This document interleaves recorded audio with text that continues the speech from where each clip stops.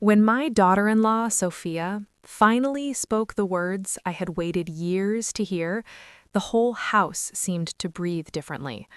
I was standing by the window in the living room, looking out at the wet garden. The rain had just stopped. Everything smelled of damp earth and old roses. She came in quietly, the way she always did, holding her cardigan close like it could protect her from something invisible. Then she said it. Not loud, not angry, just clear. "Elias, I think it's time you moved out." I didn't cry. I didn't shout. I smiled. A small, tired smile, the kind you give when your heart already knew this day would come, but your ears still needed to hear it. My name is Elias 𝘓𝘓. I turned 73 last autumn. I lived, in a quiet stone house on the edge of a small village outside Lyon. The house has belonged to my family for 4 generations. The walls are thick, the floors creak when you walk. Every corner remembers someone's footsteps. My wife, Claire, passed 7 years ago. After that, the silence moved in like an old friend who never leaves. My son, Julian, brought Sophia home 12 years ago. She was 28 then, a soft-spoken girl from a town near Bordeaux, dark hair, quiet eyes, hands that always seemed cold. Julian was 31, already tired from city life. He worked long hours in an office that made insurance feel like punishment. They married in the little church down the hill. I stood at the back during the ceremony because my knees were hurting. I watched them promise forever, and I thought, maybe this time forever will be kinder. At first, everything felt possible. Sophia helped in the garden. She liked the roses. She learned how to make Claire's old apple tart. She called me Papa Elias in the beginning. The word sounded strange in her mouth, like a borrowed coat that didn't quite fit. But she tried. I could see she tried. Then the baby came. Little Camille, born on a cold March morning. She had Julian's nose and Sophia's serious eyes. When they brought her home from the hospital, the house woke up again. There was crying, bottles warming on the stove, soft lullabies at 3 in the morning. I would sit in the armchair by the fireplace and watch them. Sometimes Sophia caught me looking and gave me a small nod, like we shared a secret. I thought we did. But slowly, so slowly I almost didn't notice, the air changed. It wasn't one big fight. It was 1,000 tiny things. A door left open too long. A plate not washed right away. The way I coughed at night. The way I asked the same question twice. The radio I kept on low in the kitchen. The stories I told about Claire that Sophia never asked to hear. I started to feel like a guest in my own house. A polite guest, the kind who says thank you too many times and never puts his feet on the furniture. One winter, Julian got a better job in the city. They talked about moving. I said nothing. I just nodded and smiled. But they didn't move. Sophia said the schools were better here. Julian said the rent was too high there. I think they stayed because leaving felt too final, or maybe because moving me felt even harder. So we kept living together. 3 adults, 1 silence that grew bigger every year. Sophia stopped calling me Papa Elias. She started saying Elias, short, careful, like she was testing how the name tasted. I didn't correct her. What was there to correct? Camille grew. She turned 6, then 8, then 10. She loved drawing. She drew pictures of all of us, me with white hair, Julian with tired eyes, Sophia with her arms crossed. In every picture, I was standing a little apart from them. I wondered if children see things we pretend not to see. I tried to stay useful. I fixed the gate when it squeaked. I raked the leaves in autumn. I read bedtime stories to Camille when Sophia had headaches. I kept the house warm. I kept myself small. But small is never small enough, not when someone wants space. The day Sophia spoke those words, I had been thinking about Claire again. I do that more often now. I remember how she laughed. loud and sudden, like she surprised herself. I remember how she held my hand when we walked to the market. I remember how she said, "Elias, we'll grow old here, and it will be good." She was wrong about the good part, or maybe I was the one who made it less good. When Sophia said it was time for me to leave, I stood very still. The clock in the hallway ticked. Camille was upstairs doing her homework. Julian wasn't home yet. It was just the two of us. I looked at her. Her face was red, but not from crying, from holding everything in. I understood that feeling. I had done it for years. I said very quietly, "Where would I go, Sophia?" She didn't answer right away. She looked at the floor. Then she said, "There's the small apartment above the bakery in the village. It's empty now. Madame Lefebvre told me last week." I nodded slowly. I knew the place. One room, a narrow bed, a window that looks over the square. I could hear the birch bells from there. I could buy bread every morning without asking anyone. I said, "Okay." That was all. Just, okay. She looked surprised. Maybe she expected tears or anger or questions, but I had no more questions left. I turned back to the window. The clouds were moving again. The garden looked peaceful, like it didn't know anything had changed. But it had. Everything had.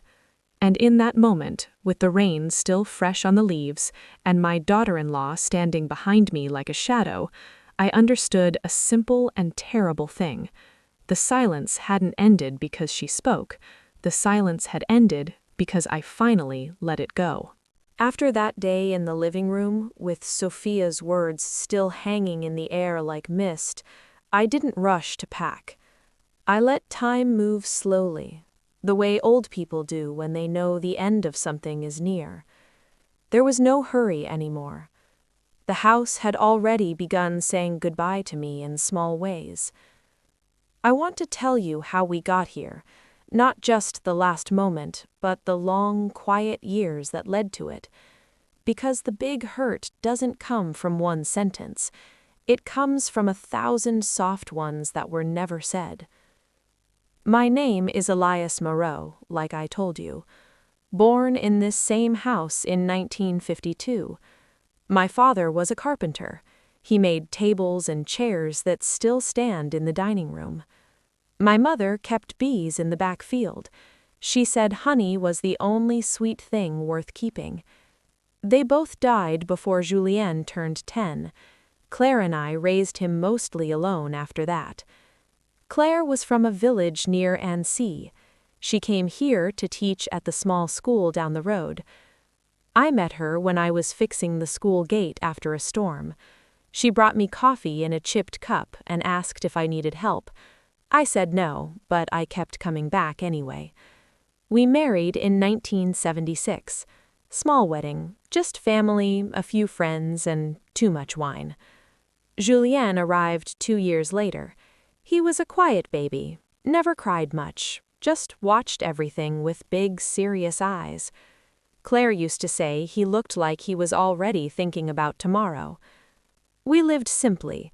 I worked as a mechanic in the next town for 30 years, fixed cars, tractors, sometimes people's hearts when they broke down on the side of the road. Claire taught until she retired. Then she gardened, read novels, and made jam from the plums in our yard. Life felt steady, not exciting, just good. When Julien finished school, he wanted the city. Lyon first, then Paris for a while. He studied business, got a good job, wore suits, came home less often. When he did come, he brought stories about traffic, meetings, people who talked too fast. Claire worried he was forgetting to breathe slowly. I just listened. Then he met Sophia. She worked in a small bookshop near his office. She loved poetry, old paper, the smell of ink. Julien said she was the first person who made him sit still for longer than 5 minutes. They dated for 2 years. He brought her here for Christmas in 2011. She walked into the house like she was stepping into a museum. Careful, curious, a little afraid to touch anything. Claire loved her right away. She said, "This girl has gentle hands. She'll take care of things." I wasn't so sure, not because Sophia was unkind, just because she seemed to carry her own silence, the way some people carry an old wound they don't talk about. They married the next summer. The church was full of flowers. Camille wasn't born yet, of course, but I remember looking at Sophia in her white dress and thinking, she looks like someone who's trying very hard to belong. After the wedding, they stayed in the city for 3 more years. Julienne climbed higher at work. Sophia kept the bookshop job until it closed. Then she found work in a library. They rented a small flat with 1 bedroom and too many books. When Claire got sick, everything changed again. It started with a cough that wouldn't leave, then tiredness, then the doctor's words, cancer, stage 4, too late for most things. Julienne came home every weekend. Sophia came too. She sat with Claire for hours, read to her, brought her tea with honey. Claire held her hand and said, "You're good for my boy, Sophia. Don't let him forget where he comes from." Claire died in early spring 2018. The cherry tree in the front yard was blooming, pink petals everywhere. We buried her on a Tuesday. Small funeral, just us and a few neighbors who remembered her laugh. After that, the house felt too big. Julienne and Sophia talked about moving in, not right away, but soon. They said it would be good for me not to be alone. I said I was fine, but they came anyway. They arrived with boxes, a crib they hadn't used yet, and Sophia already 6 months pregnant. Camille was born here, in this house, in the same room where Julienne was born. The midwife said it was old-fashioned but beautiful. I waited downstairs, boiling water I didn't need, just to feel useful. When I first held Camille, she was warm and smelled like new life. I cried then, not loud, just quiet tears that fell on her blanket. I thought, Claire would have loved this. For the first 2 years, things were soft. Sophia was tired, of course. New baby, new house, new country life after the city. But she smiled more. She planted herbs in the kitchen window. She asked me questions about the bees my mother kept. She even called me Papa Elias sometimes when she forgot to be careful. Julien worked from home more after the move. The company let him because of the baby. He was happier. He played with Camille in the garden. He helped me fix the old shed. We talked like we hadn't in years. But slowly the cracks appeared. Not big ones, hairline cracks, the kind you only notice when the wall starts to lean. Sophia missed the city. She missed cafes open late, book events, people who talked about art instead of weather. She never said it directly, but I saw it in the way she scrolled her phone at night, looking at pictures of streets she used to walk. She also started to mind the house, the creaky floors, the cold in winter, the way the windows rattled when the wind came from the north. She said we should replace them. I said they were original. She looked at me like I had said something stupid. Then came the small disagreements, about food. She liked light meals, salads, fish. I cooked the way Claire taught me, meat, potatoes, sauce that took hours. She ate politely, but I saw her push the plate away sometimes. About Camille's routine, Sophia wanted strict times for sleeping, eating, playing. I thought children should run free a little, eat when hungry, sleep when tired. One day she said, "Elias, please don't give Camille sugar after 6. I had given Camille half a biscuit. I said sorry, but inside I felt small again. About noise, I coughed more at night after Claire died. The doctor said it was nothing serious, just age. But Sophia started closing her bedroom earlier. She said the sound traveled. I tried to sleep sitting up. It helped a little. Julien tried to stay in the middle. He loved us both, but love in the middle is hard. You end up pulling yourself apart. One evening, maybe 3 years ago, Sophia and I were in the kitchen. Camille was asleep. Julienne was working late upstairs. I was washing dishes. She was drying. She said very quietly, "Elias, do you ever think about living somewhere smaller, somewhere easier to manage?" I kept washing. I said, "This house is all I have left of them," meaning Claire, meaning my parents, meaning every Christmas, every birthday, every ordinary Tuesday. She didn't answer, but the drying cloth moved slower. After that, the questions stopped being questions. They became hints, then suggestions, then decisions made without me. They changed the upstairs bathroom, took out the old tub, put in a shower, said it was for safety, but I knew it was because I took too long in the bath. I coughed. The steam made it worse. They painted Camille's room bright white, took down the old wallpaper Claire had chosen, little yellow flowers. Sophia said it was too dark for a child. I didn't argue. I just closed the door when I passed. I started spending more time outside, in the garden, in the shed, at the cafe in the village. I drank coffee with old men who remembered my father. We talked about nothing important. It felt good. Camille was the light. She came to find me every afternoon. "Grand-père, draw with me," or "Grand-père, tell me about Mémé Claire." I told her stories, how Claire danced in the kitchen when she thought no one was watching, how she sang off-key but never cared. Camille listened with wide eyes. She drew pictures of Claire with wings. She said, "She's an angel now, right?" I said yes, even though I wasn't sure anymore. But even Camille started to feel the tension. She asked once, "Why does Maman close the door when you talk?" I said, "Sometimes grown-ups need quiet, Sherry." She nodded, but she didn't look convinced. I tried to be smaller still. I ate less at dinner, so there were leftovers. I spoke softer. I turned the radio off when Sophia came in. I stopped telling long stories. I thought if I became invisible enough, maybe they would let me stay. But invisibility is a heavy thing to carry. One morning, last summer, I found a brochure on the kitchen table. It was for The months after Sophia's words didn't feel like a storm. They felt like fog rolling in from the river, slow, thick, impossible to push away. Nothing exploded, no doors slammed, but every day the space between us grew a little colder. I started looking at the small apartment above the bakery. I walked there one morning when the others were still asleep. The street was quiet. Only the baker's light was on, warm yellow spilling onto the cobblestones.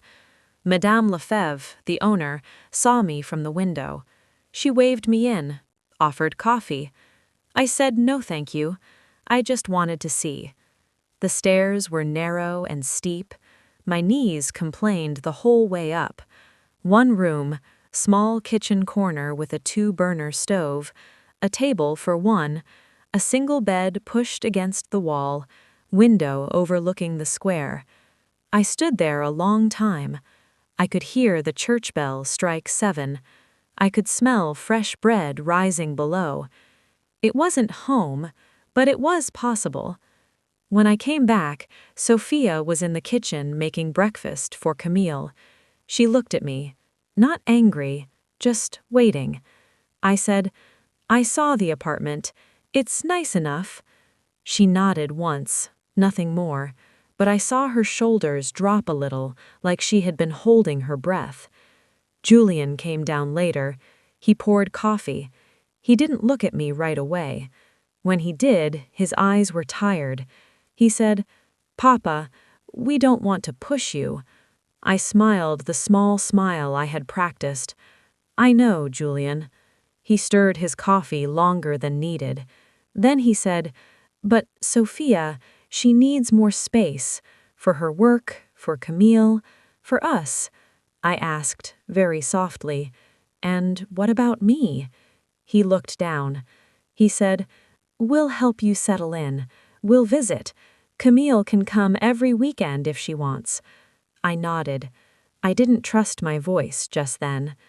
After that, the house divided itself without anyone saying it. I stayed mostly in the downstairs rooms, the living room, the kitchen in the early mornings, my bedroom at the back. They stayed upstairs more. Sophia worked at the small desk in the spare room.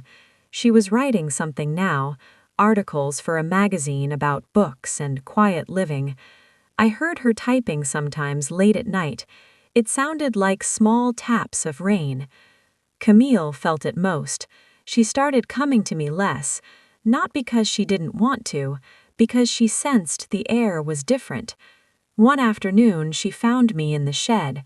I was sorting old tools. She stood in the doorway. "Grandpère, why are you packing things?" I looked at the box in my hands. Old photographs, Claire's gardening gloves, a small wooden birdhouse Julian made when he was 12. I said, "I'm just organizing, Sherry. Sometimes we need to make room." She frowned. "Room for what?" I didn't answer right away. I put the box down. I sat on the old stool. I said, "Room for everyone to breathe easier." Her eyes filled. She didn't cry. She just looked at me like I had told her the sky was ending. She whispered, "I don't want you to go." I pulled her close. Her hair smelled of strawberries. I said, "I'll still be close. You can walk to the bakery and see me. We'll eat croissants together." She nodded against my chest, but I felt her small hands tighten on my shirt, like she was holding on. The evenings became harder. Dinner used to be the time we all sat together. Now it felt like a performance. Sophia cooked lighter food, grilled vegetables, chicken without skin, rice. I ate what was there. I thanked her every time. Julian tried to talk about normal things, work, the weather, Camille's school project on trees, but the words felt thin, like paper over a crack. One night, Julian stayed late at the table after Sophia and Camille went up. He poured us both a small glass of the red wine I kept in the cupboard. He said, "Papa, I'm sorry." I looked at the glass. The wine moved slowly when I turned it. I said, "For what, exactly?" He rubbed his face.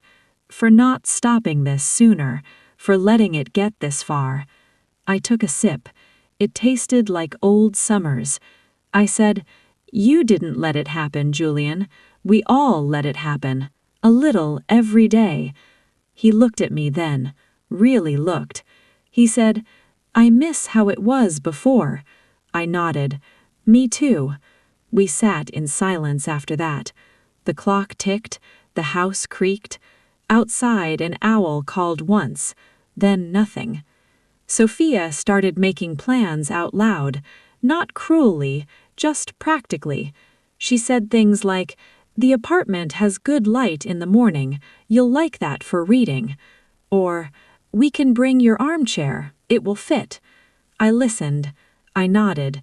But every time she spoke about your new place, something inside me folded smaller. I began to notice how much I had changed for them, how I walked quieter, ate smaller portions, turned lights off earlier, stopped playing the old records Claire loved. I thought I was helping. I thought I was making peace, but I was only disappearing. One Saturday, Camille had a school fair. They all went together. I stayed home. Sophia said, "It's better if you rest, Elias. The crowds." I didn't argue. I watched them leave from the window. Julian carrying the picnic basket, Sophia holding Camille's hand. They looked like a family in a photograph, the kind you frame and forget the hard parts. When they came back, Camille ran to me with a small bag of candies. She said, "I saved the best ones for you, Grandpère." I took them. I thanked her. But when I looked up, Sophia was watching. Her eyes said, "Don't get too attached." Or maybe that was my own fear talking. Winter came. The first snow fell in December. Camille wanted to build a snowman. I helped her in the garden. We rolled the big ball. She laughed when it got too heavy. I laughed too. For a moment, the cold didn't matter. Sophia watched her from the kitchen window. When we came in, red-nosed and wet, she said, "Elias, you shouldn't stay out so long. Your cough." I said, "It's just snow, Sophia. It's good for the soul." She didn't smile. She handed Camille a towel and said, "Go change, sweetheart." Later that night, I heard them talking upstairs. Not shouting, just low voices. Sophia said something about boundaries. Julian said something about, "He's still my father." Then silence. I sat in the dark with Claire's old shawl around my shoulders. I whispered to Claire on the mantel, "I don't know how to fix this, love." No answer came, but the house seemed to listen. Spring arrived slowly. The roses bloomed again, the same ones Sophia used to tend. Now she left them to me. I watered them every evening. I talked to them sometimes, told them about the old days. They didn't mind. One afternoon, Julian came to find me in the garden. He said, "We've signed the lease for the apartment, starting next month." I kept pruning. I said, "That soon?" He nodded. He said, "Sophia thinks it's better for everyone." I looked at the rose in my hand, a pale pink one, Claire's favorite. I said, "And what do you think, Julian?" He was quiet a long time. Then he said, "I think I've failed you." I put the clippers down. I looked at my son. The boy who used to run through this garden is gone. A tired man stood there instead. I said, "You haven't failed me. We've all been trying to hold too many things at once." He stepped closer. He said, "I love you, Papa." I felt the words land somewhere deep. I said, "I know. I love you too." We stood there until the sun went lower. Then he went back inside. I stayed with the roses. The last weeks passed like pages turning too fast. I packed slowly, one box at a time. Books, clothes, the few things that still felt like mine. I left most of the furniture. The house needed it more than I did. Camille helped sometimes. She folded my sweaters. She asked, "Will you take Meme Claire's picture?" I said yes. I wrapped it carefully in cloth. I told her, "She'll watch over me there, too." Sophia stayed away from the packing. She cleaned the apartment instead, brought curtains, a new kettle, small kindnesses that hurt more than anger would have. The night before I left, I couldn't sleep. I walked through the house in the dark, touched the walls, the banister, the kitchen table where we ate so many meals. I stood in Claire's garden room. The moon came through the window. Everything silver. I said goodbye. The first weeks in the small apartment felt like learning to walk again after a long illness. Everything was new and strange, yet strangely familiar. The bed was narrower than I was used to. The chair by the window caught the morning sun just right. I woke early, always had, and made coffee on the tiny stove. I drank it black, the way Claire used to tease me about. Outside, the village square slowly came alive. The baker opened shutters. A dog barked twice. Children ran to school with backpacks bouncing. I watched it all like a quiet spectator. Julian came the first Sunday. He brought bread, cheese, and a small pot of jam Camille had helped make. He said, "She insisted on strawberry, said it's your favorite." I smiled. It was. We sat at the little table. He looked around. "Feels cozy," he said again, like he needed to convince himself. I said, "It is." We talked about small things. The weather turning warmer, Camille's new teacher, a leak in the old house roof he had fixed. Then he went quiet. He said, "Papa, Sophia cried the night you left." I looked at my cup. The coffee had gone cold. I asked, "Why?" He shrugged. "She wouldn't say exactly, just that the house feels wrong without you." I didn't know what to feel about that. Part of me wanted to believe it.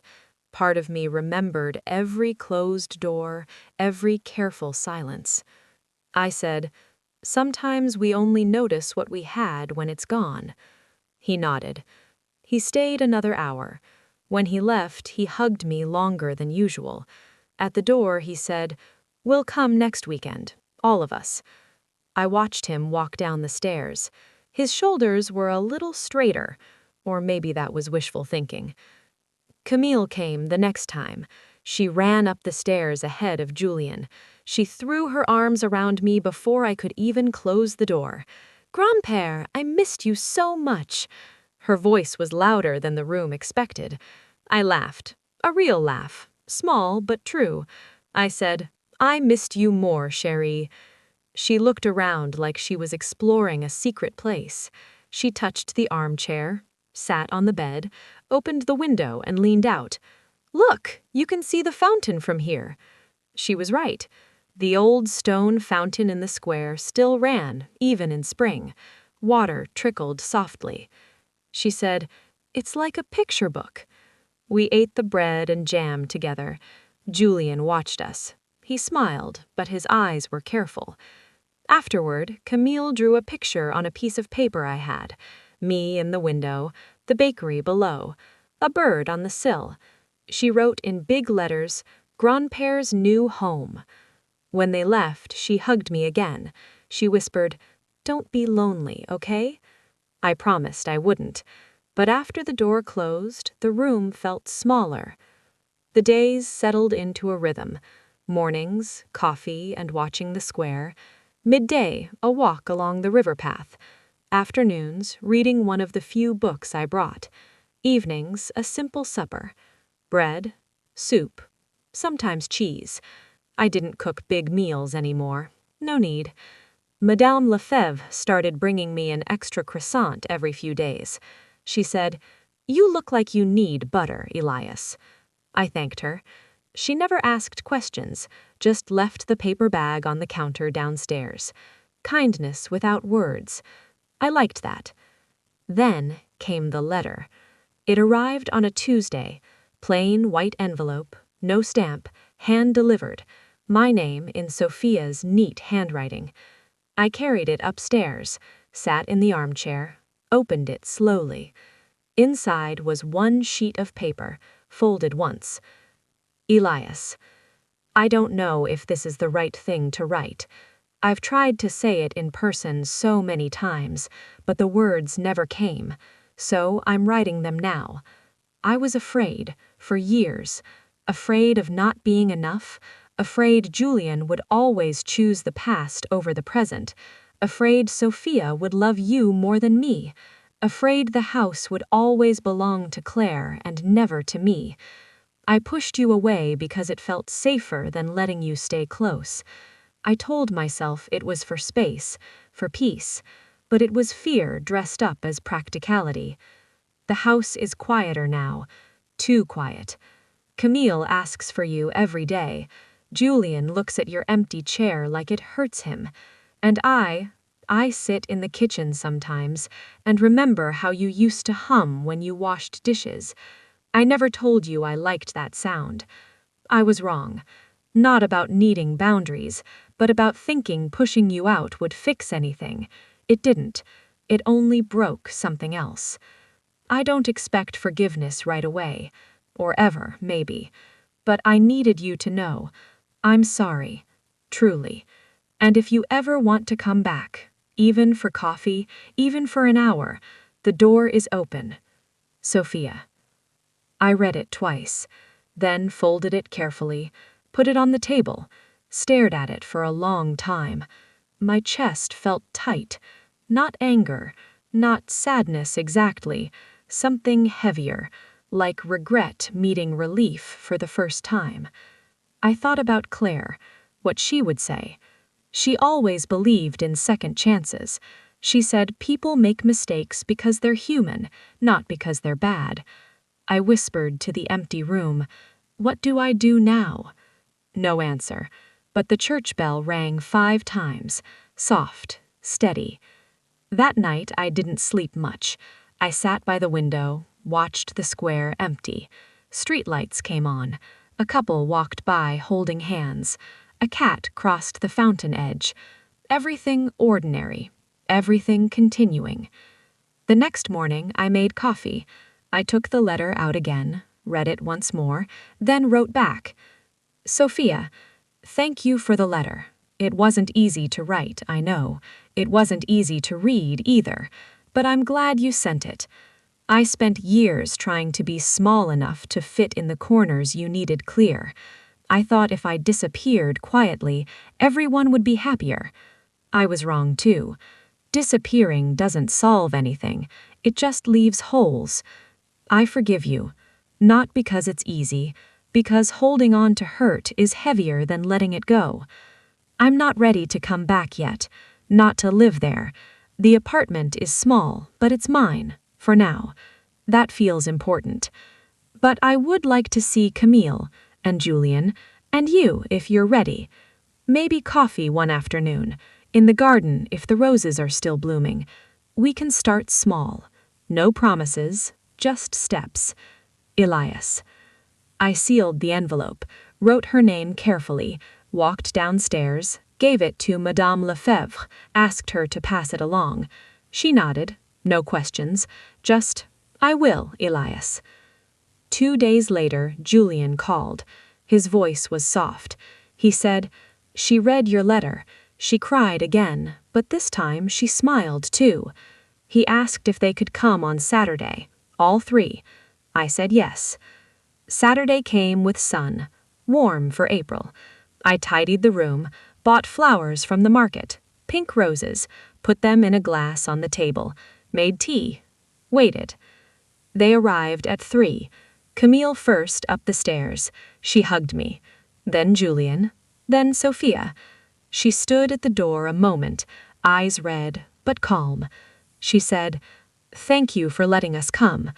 I said, "Thank you for coming."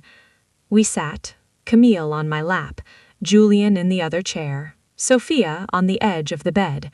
We drank tea, talked about nothing big, the weather, Camille's drawing, the new curtains in the old house. Then Sophia looked at me. She said, "I brought something." She took a small box from her bag. Inside was Claire's old recipe book, the one with handwritten notes in the margins. Apple tart, plum jam, beef stew for winter nights. She said, "I found it in the attic. I thought, you might want it here." I opened it, saw Claire's handwriting, felt my throat close. I said, "Thank you, Sophia." She nodded. Her voice was quiet. "I'm sorry I took so long to understand." I reached across, touched her hand once, lightly. I said, "We're here now." Camille looked between us. She asked, "Are we all friends again?" Julian laughed softly. Sophia smiled. I said, "Yes, chérie, we're trying." We stayed until the sun went low. They left with promises. Next weekend, maybe lunch in the garden. Maybe I would come for a visit. Small steps. When the door closed, I sat back down, held the recipe book, opened to the apple tart page. Claire had written, "For Elias, extra cinnamon because he pretends he doesn't like it sweet." I smiled. A real one. Then I cried. Quiet tears. Not from pain this time, from something softer. The turning point wasn't dramatic. No shouting, no grand apologies in the rain. Just a letter, a visit, a small box of memories, and the choice to try again. That evening, I opened the window. After that first visit to the apartment, things didn't rush back to how they used to be. Healing doesn't work like that. It comes in quiet moments, small gestures, like drops of rain filling a dry well over time. The next Saturday, they came again. This time, I suggested we walk to the old house together. Not to stay, just to visit. To sit in the garden for a while. Julien said yes right away. Sophia hesitated only a second, then nodded. Camille clapped her hands. We walked the short distance through the village, past the church, past the school where Claire once taught. The air smelled of cut grass and warm stone. Camille held my hand the whole way. She swung it gently, like we were dancing without music. When we reached the gate, I stopped. The house looked the same. Same stone walls, same roses climbing the trellis, same creaky front door. But it felt different, like meeting an old friend after many years. Familiar, yet changed. Sophia opened the gate. She said softly, "Come in, Elias." I stepped through. The garden welcomed me first. The roses were in full bloom, pink and white and deep red. I touched one petal. It felt soft under my fingers, like Claire's hand used to feel. We sat at the wooden table under the cherry tree. Julien brought out a tray. Tea, biscuits, the apple tart Sophia had baked using Claire's recipe. She set it down carefully. She said, "I followed the notes exactly. Extra cinnamon." I looked at the tart. Golden crust, steam still rising. I smiled. "Thank you." We ate slowly. Camille talked about school, a new friend, a drawing she won a prize for. Julien listened. Sophia listened too, but every now and then she glanced at me, not with fear anymore, with something softer, something like care. After the tea, Camille wanted to show me her room, the white walls, the new curtains. But she had kept one thing the same, the small shelf where I used to keep a few books for her. She pointed. "I told Maman not to move them." I nodded. I said, "Good choice, chérie." Sophia stood in the doorway. She said, "I left them there on purpose." We went back to the garden. The sun was lower now, shadows long across the grass. Julien said, "Papa, we've been talking." I looked at him. He continued, "About the house, about you." Sophia spoke next, her voice steady but gentle. "We don't want you to stay away, not forever. We thought, maybe you could come back. Not all at once, maybe just some days, or weekends, or whenever you want." I looked at the roses, at the house, at their faces. Camille watching me with big eyes, Julien waiting. Sophia's hands folded in her lap, no longer crossed. I said, "I like the apartment. It's quiet. It's mine." They nodded. No argument. I continued, "But I miss this garden. I miss Camille's laugh in the house. I miss being part of the days again." Sophia's eyes filled. She said, "Then come when you're ready. The door stays open." I reached across the table, took her hand for a moment. I said, "Thank you." We stayed until the light turned golden. Then we walked back to the square together, Camille between us all, holding hands in a chain. No one spoke much. We didn't need to. The weeks that followed felt lighter. I kept the apartment. It was still my small world, but I started going to the house more often, sometimes for lunch, sometimes just to sit in the garden and read while Camille played nearby, sometimes in the evening to help Julien fix something small, a loose hinge, a dripping tap. Sophia would bring tea. We'd talk about books she was reading, about the village news, about nothing important, and that was enough. One afternoon in early summer, Sophia asked if I wanted to help with the roses. We worked side by side. She pruned, I tied the new shoots. She said, "I used to think the garden was too much work." I said, "It is, but it's worth it." She looked at me. She said, "I see that now." We didn't talk about the past much, not the hard parts. There was no need. The letter had said what needed saying. The rest we showed in small ways. A cup of coffee left on the table for me, a plate saved from dinner, a drawing Camille taped to my apartment door. Camille turned 11 that July. They had a small party in the garden. Neighbors came. Madame Lefebvre brought pastries. I was there from the beginning, helped blow up balloons, carried chairs. When it was time for the cake, Camille blew out the candles. She made a wish, then she ran to me, hugged me tight. She whispered, "I wished you'd never have to leave again." I kissed the top of her head. I said, "I'm not leaving, Sherry. Not really." Later that evening, after everyone went home, the four of us sat under the stars. Julienne lit a small lantern. The light danced on our faces. Sophia said, "Elias, we've been thinking." I waited. She continued, "The apartment is yours to keep, always. But if you want, there's space here. Your room is still yours. We moved nothing." Julienne added, "We cleaned it, made the bed fresh. It's waiting." I looked up at the house. The windows glowed soft yellow. I thought about the creaky floors, the cold in winter, the memories in every corner.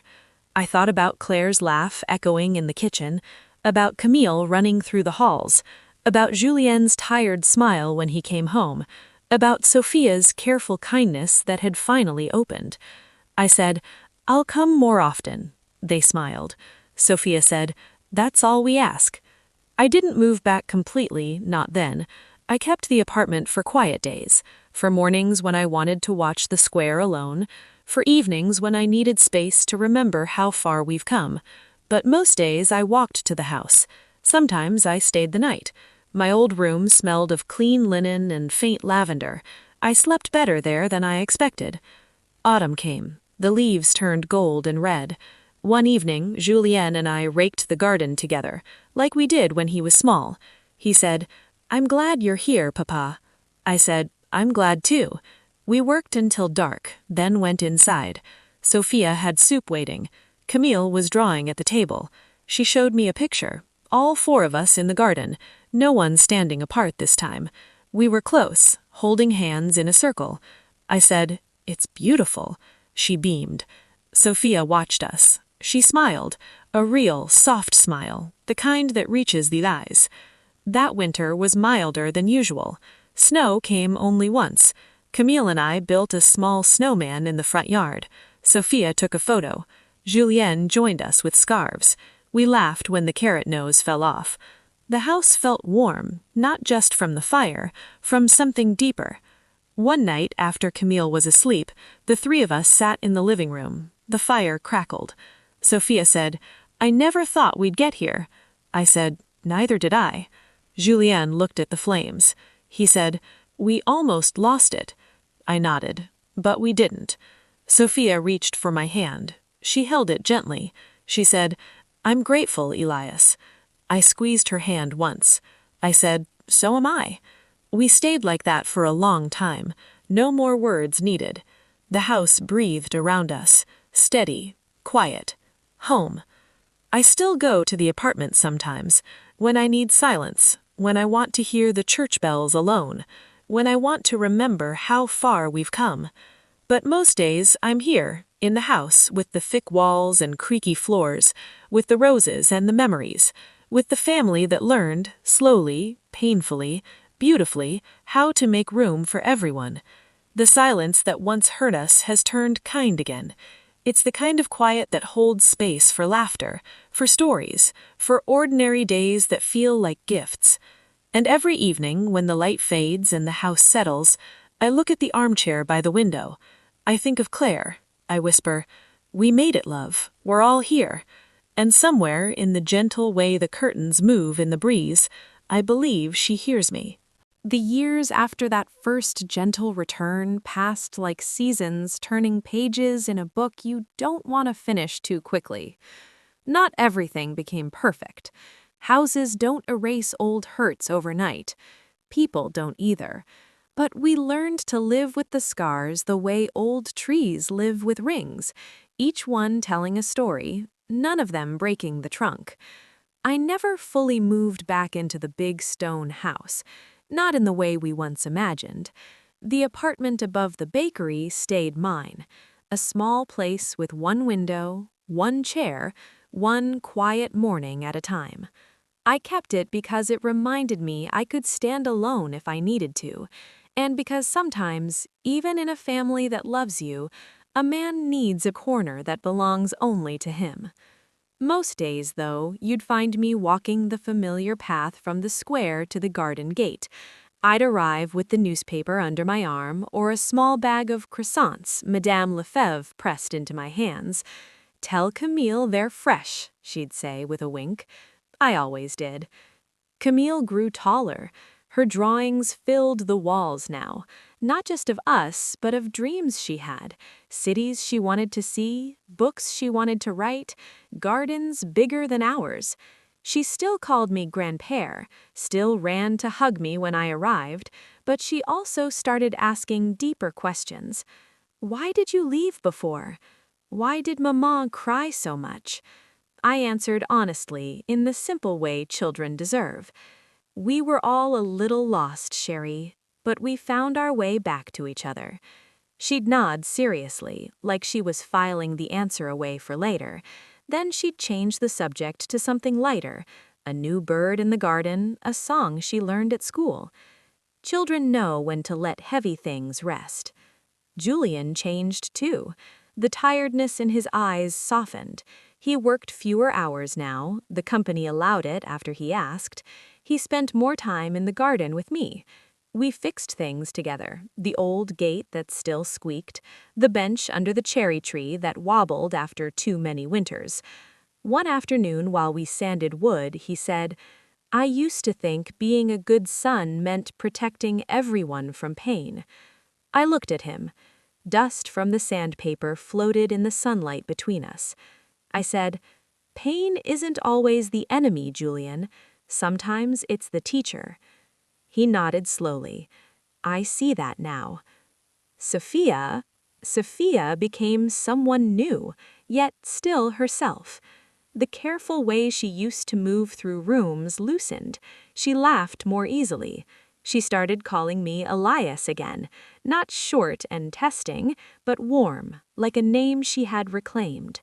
She wrote her articles still, but now she sometimes read them to me before sending them. I listened from the armchair. I told her what I thought. She listened back. We never spoke much about the letter anymore. It had done its work. Like a bridge once built, you don't keep talking about the nails.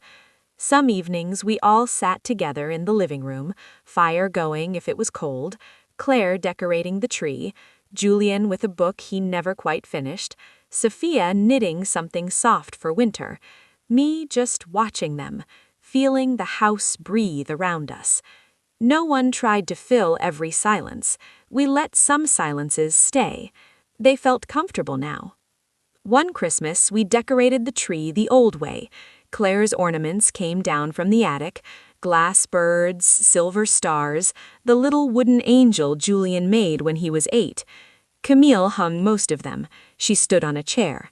Julian held it steady. Sophia handed her the hooks. I watched from the doorway. When the last light was plugged in, the room glowed. Camille turned to me. "Grand-père, come see." I stepped closer. The tree smelled of pine and memories. Sophia looked at me across the lights. She said quietly, "It feels right again." I nodded. "It does." That night, after Camille was asleep and Julian had gone to check the lock on the shed, Sophia and I sat by the dying fire. She poured us each a small glass of the mulled wine she had made. She said, "I never thanked you properly." I raised an eyebrow. "For what?" "For forgiving me," she said. "For not making me beg. For coming back anyway." I looked into the fire. The logs cracked softly.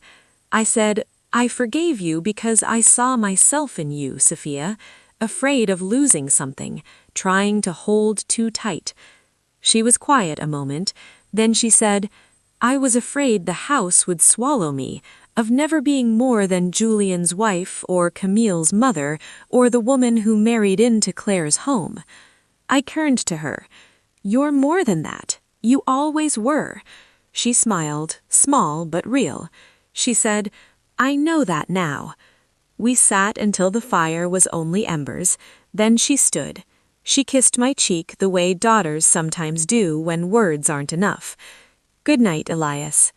"Good night, Sophia." I stayed by the fire a little longer. I thought about Claire, about how she would have loved this quiet ending. No grand speeches, no dramatic reunions in the rain, just ordinary nights, ordinary forgiveness, ordinary love that keeps choosing itself every day. Spring came again, the roses bloomed fuller than before. One morning I walked to the apartment early. I opened the window, listened to the church bell, smelled the bread rising below. I sat in the armchair and looked at the square, people going about their lives, a young couple laughing, an old man feeding pigeons, life continuing. I didn't feel lonely there anymore. I felt peaceful, like I had earned the right to both places, the big house full of voices and the small room full of quiet. When I walked back later that day, Camille was waiting at the gate. She said, "Grandpère, Maman is making your favorite stew." I smiled. "The one with extra carrots?" She nodded, and Papa said we can eat in the garden tonight. We walked inside together. The smell met us at the door. Warm, familiar. Home. I looked around the kitchen, at the table set for 4, at the sunlight coming through the window Claire loved, at Sophia stirring the pot, at Julian setting glasses, at Camille already stealing a piece of bread. I stood there a moment, just breathing it in. Then I joined them, because that's what families do when they've learned the hardest lesson. They sit down together, they eat, they talk, they stay, and in the staying, everything that was broken finds its way back to whole, not perfect, but whole enough. Life doesn't give us clean endings, not the kind you see in films where music swells and everyone cries happy tears. Real life is slower, messier, full of small apologies said years too late, full of silences that hurt and silences that heal, full of people trying their best and sometimes failing anyway. What I learned, sitting in that armchair by the window watching the square wake up each morning, is this: love isn't about never hurting each other, it's about choosing to stay after the hurt. Not out of duty, not out of guilt, but because the person on the other side is worth the effort, worth the uncomfortable conversations, worth the waiting, worth the slow rebuilding. Families break in quiet ways. A door closed too often, a word not said when it needed to be said, a hand not held when it needed holding. But they can mend in quiet ways too. A letter written with trembling hands, a chair pulled out at the table, a rose watered even when no one is watching, a child's hug that says more than any adult explanation ever could. Forgiveness isn't forgetting, it's deciding the future matters more than the past. It's looking at someone who once pushed you away and saying, "I see you trying now, I'll try too." Space is important. Everyone needs a corner, even in the same house, but space doesn't have to mean distance forever. Sometimes it just means time to breathe, time to remember why we loved each other in the first place. And growing old teaches you that nothing lasts unless you tend it. Not roses, not marriages, not families. You have to show up, day after day, even when it's hard, even when you're tired, even when pride whispers that you should walk away. I'm old now, older than I feel most days. My knees complain on the stairs to the apartment. My hands shake a little when I pour tea. But my heart is steadier than it's ever been, because I know what matters. Not the size of the house, not who owns which room, not even who was right or wrong back then. What matters is the people inside it, the ones who choose each other again and again, the ones who say, without words sometimes, "I'm still here. I still want you here. We'll figure it out together." If you're lucky, and I was luckier than most, life gives you a second chance. Not to go back, but to go forward differently, more gently, more honestly, with fewer walls and more open doors. So if you're carrying a hurt right now, if someone pushed you away or you pushed them, if the silence in your house feels too loud, remember this old man's story.